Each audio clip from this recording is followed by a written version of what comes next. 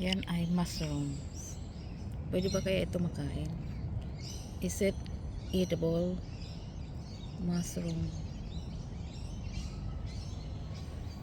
Oh, nice. Pwede ba yan makain?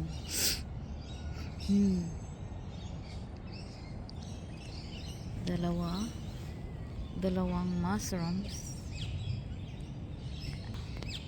mushrooms para pagkain, good for the health. Daming mushrooms dito kasi umuulan. And one feather,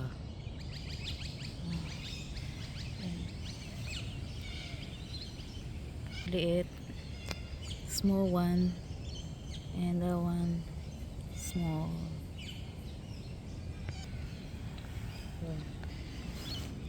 So, andito ako sa park. Nagliliwaliw din. Nag-i-exercise para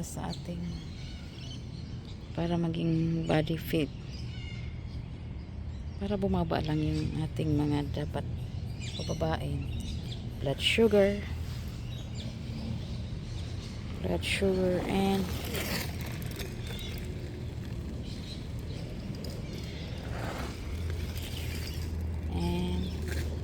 syempre, naglalaro sila. Yan o. Ito ako sa park. Okay. So, let's go back for our walk. For my walk. Dito lang ako. Yan.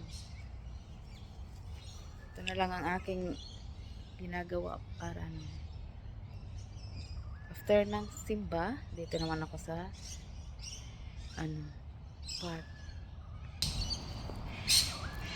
Yan, mga kasama ko ibon, puno ng kahoy, at syempre yung green grass. Ang saya ng mga ibon. Sabi nila, anong ginagawa ko daw? Visual track. Okay. Dito lang tayo maglalaro. Ito, inaapak-apakan ko yung bato. Kasi parang nare-reflex ka dyan sa mga bato. Nakaapak-apak ako kung nakapayapak. Barefooted, no? Para magkaroon ng reflexologist free na. Kaya ito, may party doon sa may party doon.